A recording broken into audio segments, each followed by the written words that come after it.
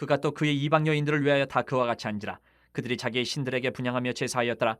솔로몬이 마음을 돌려 이스라엘의 하나님 여호와를 떠나므로 여호와께서 그에게 진노하시니라. 여호와께서 일찍이 2번이나 그에게 나타나시고 이 일에 대하여 명령하사 다른 신을 따르지 말라 하셨으나 그가 여호와의 명령을 지키지 않았으므로 여호와께서 솔로몬에게 말씀하시되 내게 이러한 일이 있었고 또 내가 내 언약과 내가 네게 명령한 법도를 지키지 아니하였으니 내가 반드시 이 나라를 내게서 빼앗아 내 신하에게 주리라.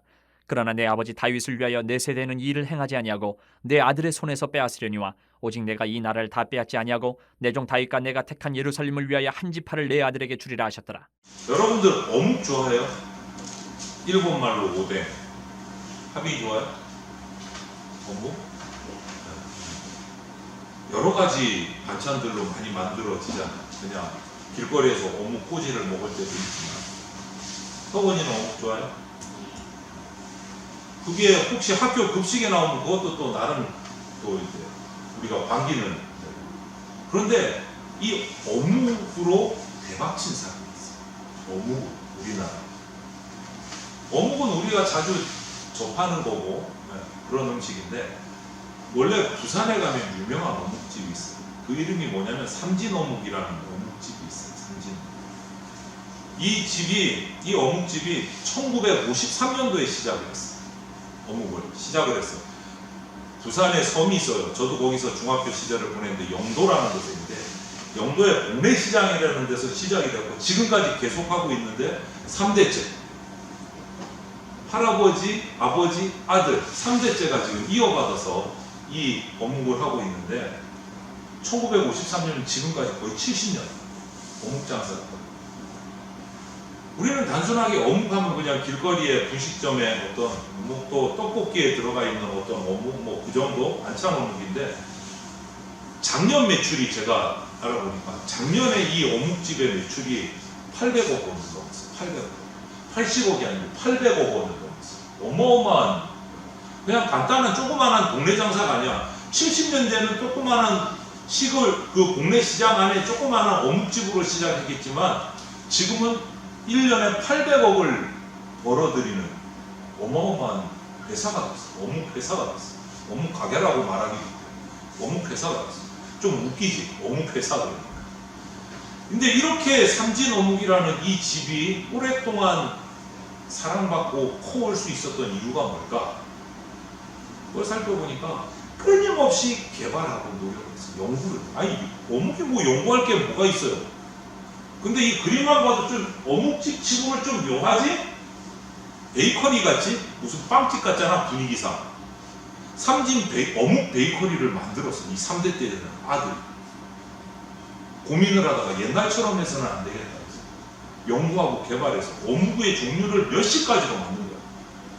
뭐 여러 가지 다양한. 그래서 여러분 오늘 궁금하면 들어가서 찾아보면 되는데 유튜브에 박용진 씨가 3대째 이 회사의 사장님 3대. 유퀴즈라는 프로그램 알아요? 거기에 출연도 했어요. 이 박용진 씨. 유퀴즈 찾아보면 거기서 이런 얘기를 해요.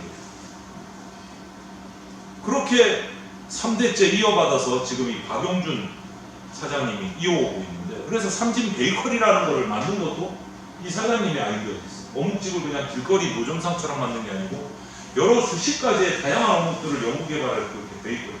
사람들이 줄 서서 우리 빵집 유명한 빵집 가면 어떻게 돼? 빵 나오는 시간에 사람들이 막 몰려가잖아. 시간 맞춰서. 이 사람들도 빵하고 똑같아. 하루에 3번인가 내고 어묵이 딱 따끈따끈할 때 나올 때 사람들이 그 시간을 알고 줄을 서가지고 사가요. 너무 유명해. 이렇게 대박을 친 거야. 1년에 800억 원을 넘게 벌었고. 이렇게 대박을 친 가게도 있지만 반대도 있어요.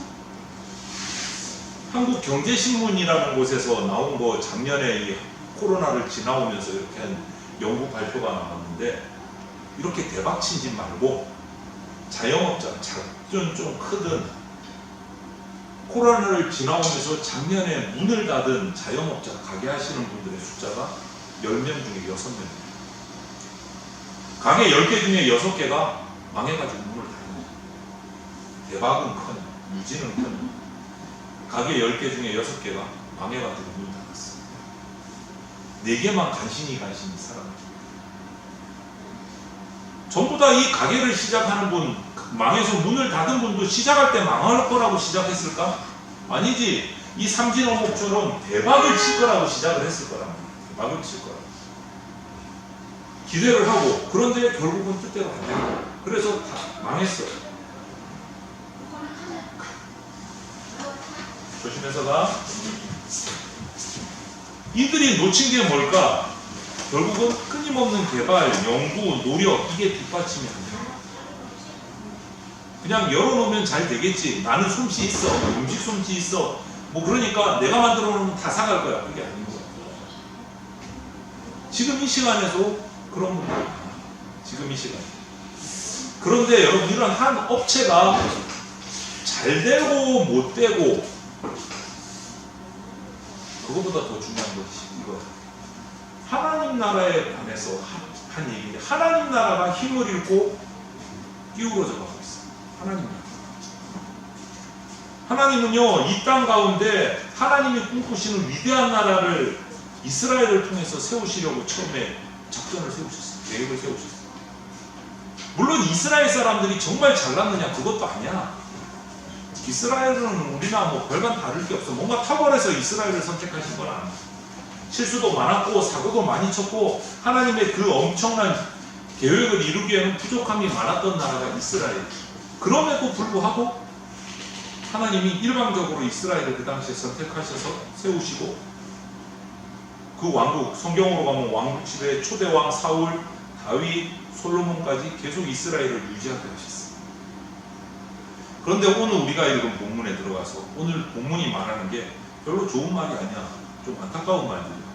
세 번째 왕인 솔로몬이 마음을 바꿔가지고 우상을 섬기면서 이 나라가 남북으로 쪼개졌어. 여기 지도 있지. 이게 원래 전체가 하나였어. 그런데 북쪽 이스라엘로, 남쪽 유다로, 옆에는 블레셋으로 땅을 빼앗겼어. 이렇게 쪼개져 버렸어. 남북이 쪼개졌어. 우리나라 남북으로 쪼개진 것처럼 남북으로 나눠버렸어. 솔로몬 이후에 그 다음 네 번째 왕. 우상 숭배하면서 하나님 둘로 쪼개버렸어. 그러면서 북쪽 이스라엘도 기울어가고 남쪽 이스라엘도 별로 좋지 못했어. 한번 그걸 보면 북이스라엘은요 200년 동안 19명의 왕이 등장을 했어요. 그리고 결국은 BC가 뭐야? 무슨 약자야? 아는 사람? 원교 아니? 하빈이 알아? 그렇지. Before Christ, 주전. 기원전이라고 말하는데 주전이야. 무슨 약자냐? Before Christ. Before가 뭐야? 뭐뭐 전에. 크라이스트는 뭐야? 예수 그리스도. 예수님 오시기 전에. 일반인들도 그것도 모르고 BC AD를 써. 근데 예수님이 오시 전, 오신 이후를 기준으로 역사는 걸려요. BC, 그러니까 주전, 주님 오시기 전 722년에 북이스라엘은 아수르에 멸망당합니다. 하나님의 백성인데 하나님의 말씀을 버리고 자기 마음대로 살았던 결과가 심판을 받고 망했어. 아수르. 우리 잘 알지? 세계사에서 아시리아 제국 나오죠. 고등학생들. 거기에 망했어. 그러면 이 북이스라엘이 쫄딱 망하는 걸 보면서 이 남유다는 무슨 생각을 했어야 될까? 북이스라엘이 먼저 망했거든. 그 모습을 보면서 남유다는 무슨 생각을 했어야 될까? 와, 하나님한테 똑바로 섬기지 않고 우상을 숭배하면 우리도 저꼴 나겠구나. 이거를 캐치를 했어요. 저꼴 나겠구나. 하나님께 빨리 잘못한 것들 회개하고 바르게 예배하고 하나님과 함께 살아야 돼. 이렇게 하였어야 되는데 결과는 어떻게 됐느냐? 남유다는 회개하지 않고 악행을 하고 하나님을 떠나서 똑같이 살다가 BC 586년에 바벨로니아에 의해서 멸망합니다. 북쪽도 남쪽도 다 침략당했고. 그렇다면 이 안타까운 이스라엘 이 둘로 쪼개지는 것부터, 그리고 북쪽이나 남쪽이나 전부 다 하나님께 심판받아서 멸망하는 이 결과, 이유가 뭘까? 군사력이 약해서? 아니요. 솔로몬 때 군사력은요 짱이었어요. 그런데 남북으로 나뉘었어요. 경제력이 약해서? 아니요. 솔로몬, 다윗, 솔로몬을 2대 3대를 거쳐오면서 그 재산이 어마어마했어요.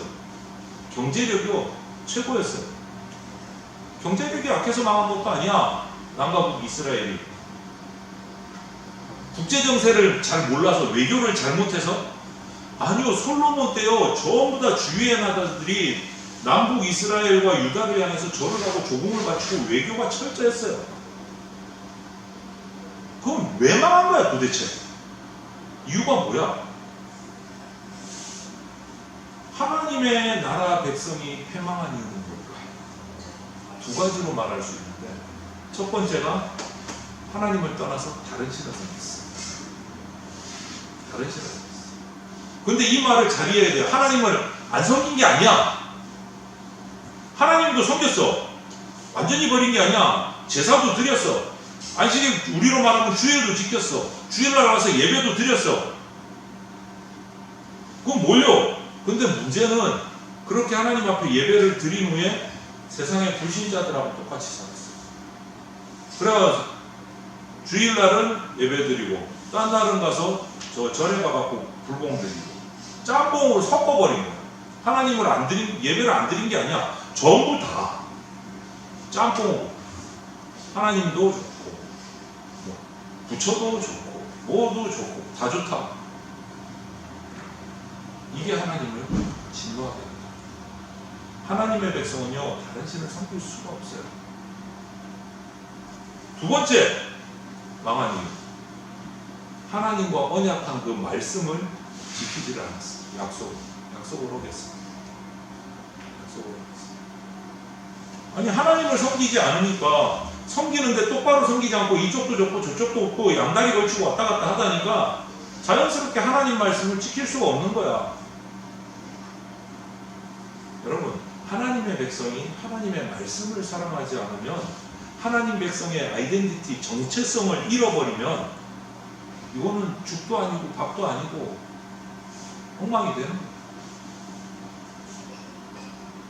여러분, 저와 여러분들이 하나님의 백성이라면 하나님의 말씀을 들어야 하고 하나님의 말씀을 묵상하고 하나님께 기도하는 시간이 우리가 오고 있어요. 하나님을 경외하지도 않고 말씀을 읽고 순종하지도 않으면서 하나님께 기도하면 복은 다 주실 거다. 완전 착각이지. 완전 착각이지. 하나님이 사랑하시는 여러분, 이 이스라엘 남북의 이들의 멸망하는 상황을 보면서 생각을 해야 돼. 고민을 해야 돼. 그럼 나는 어떻게 해야 돼? 도대체 남쪽이나 북쪽이나 이스라엘이 다 명한 이유가 뭘까? 첫째, 둘째 똑같아. 여기에 공통점이 뭔 줄 알아요? 첫 번째나 두 번째나 공통점은 이거야. 불순종. 하나님의 말씀을 따르지 않아. 한마디로 딱 묶으면 불순종. 멸망의 이유가 외부에 있는 게 아니었어. 경제력도 돼요, 군사력도 돼요, 외교력도 돼요. 멸망의 이유가 외부에서 뭔가 침범할 수 없는 엄청난 힘을 가지고 있었어, 이스라엘. 외부의 문제가 아니고 이들이 멸망한 이유는 내부에 있었어. 이스라엘 내부에 있었어. 여러분, 우리의 신앙이 흔들리고 있어요? 외부에서 문제를 찾지 마세요. 내 기도가 응답이 안 되고 있어요? 외부에서 문제를 찾지 마세요. 나부터 생각해. 내가 뭔가 하나님 앞에 하나님과 이렇게 미스매치가 나서 관계가 삐그덕거리가 없는가? 나를 먼저, 내 속을 먼저 살펴야 돼. 뭐 야간 자율학습 때문에 또 뭐 아니 수업을 너무 빡세게 해가지고 학원이 밤늦게까지 와서 주일날 직장에 나오라고 해요. 뭐 학원에 주일날도 가야 돼요. 그래서 예배 시간이 늦어서 예배를 못 나가겠어요. 그러다 보면 신앙이 흐트러져요. 그거 핑계 대지 마세요. 오늘 본문을 통해서 우리가 확인하는 것은요, 상황이 우리를 기울어지게 하는 것이 아니고 우리 믿음의 결정이 우리 상황을 엉망을 뒤집어서, 내가 믿음의 결정을 하고 나는 바로 선다 하고 그대로 나가면 상황이 따라와요. 하나님이 축복하시기 때문에. 나는 주일은 반드시 지킨다. 하늘이 두 쪽이라도 지킨다. 처음에는 손해보는 것 같지 결국 하나님께서 그 상황을 여러분에게 맞춰주세요. 그때를 기다리면서 믿음으로 내 상황을, 내 믿음의 결단이 필요해요. 외부가 나를 흔드는 것 그게 아니에요. 내 내부의 어떤 그것이 나를 틀어집니다. 금방도 말해주었죠. 이스라엘 백성들이 하나님을 섬기지 않은 게 아니야. 제사도 드리고 안식일도 다 지켰어. 근데 하나님만 섬긴 게 아니라는 거지. 하나님도 섬기고 우상도 섬기고 돈도 섬기고 성적도 섬기고 학벌도 섬기고 외모도 섬기고 다 줘. 그것 때문에 하나님이 치는 것이에요. 여러분, 우리는 하나님의 백성이다 라는 정체성을 절대 잃어버립니다.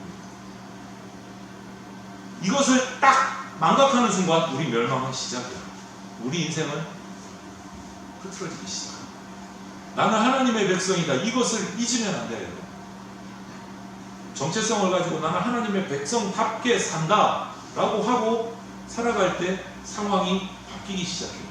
상황을 따라가지 마세요. 여러분이 상황을 바꾸셔야 돼요. 내가 바꿔? 아니요. 하나님이 바꿔주세요. 어떻게? 나는 하나님의 백성이라는 정체성을 똑바로 세우고 흔들림 없이 나아가면 상황을 바꿔주세요. 흔들리지 말아요. 여러분, 하나님은 여러분이 어떤 상황에 처해 있는가 그거 관심 없으세요. 왜? 하나님은 전지전능하신 하나님이세요. 그 상황은 하나님이 언제든지 바꿔줄 수 있어요. 언제든지. 그건 핑계가 안 돼. 단 하나님이 우리에게 관심을 가지고 계신 건 뭐냐? 원규가, 하빈이가, 규섭이가, 이내가 하나님에 대해서 어떤 마음을 가지고 있나? 거기에 관심이 있어. 아우 쟤는 공부하느라 바빠서 이번 일주일은 예배 못 나올 것 같아. 그거 보시는 분 아니세요. 직장이 바빠서 이번 한 주일 빠져야 돼. 그런 거 보시는 분. 상황이 아니라 하나님은 여러분 한 사람 한 사람이 하나님 그거 보시지 여러분의 상황은 문제가 아니야. 그럼 하나님이 바꿔주실 수 있어요. 그래서 저나 여러분들이나 이제는 하나님 앞에 우리가 딱 정신 차리고 바로 서 있어요. 우리의 정체성, 아이덴티티를 정확히 가지고 나는 하나님 나라 백성이다. 세상 마귀의 백성이 아니다. 이 정체성을 정확히 가지고 있어야 우리가 기울어 가지 않을 수 있어. 세상의 환경에 휩쓸려서 이리 휘청 저리 휘청 이렇게 살지 않을 수 있어. 그래서 항상 하나님 앞에 깨어서 기울어지는 그러한 삶이 아니고 똑바로 서 있는 흔들리지 않는 그러한 하나님 나라 자녀들 백성들이 다 되시기를 바랍니다. 같이 기도드리겠습니다. 사랑이 많으신 하나님 감사합니다. 오늘도 우리 다음 세대 청소년 청년부 예배를 드립니다. 세상이 우리를 넘어뜨리려고 하고 자기 뜻대로 우리를 휩쓸어 가려고 하는 참으로 복잡하고 사탄의 계략이 흘러넘치는 세상을 우리가 살아가고 있습니다. 하지만 이 어두운 세상 가운데 우리가 주님만 바라보고 주님의 말씀을 기준으로 흔들리지 않는 삶을 살아가는 하나님 나라 백성이 되게 하여 주시옵소서. 학교에서 직장에서 사회에서 모든 삶들이 참 만만치 않습니다. 하지만 하나님 앞에 엎드려서 예배하며 말씀 읽고 묵상하며 기도함으로 그 어두운 세상 가운데 흔들리지 않고 신앙을 바로 세우며 하나님이 열어주시는 길을 기쁨으로 달려갈 수 있는 주의 자녀들 되게 하여 주시옵소서. 감사드리며 예수 그리스도 이름으로 기도드립니다. 아멘.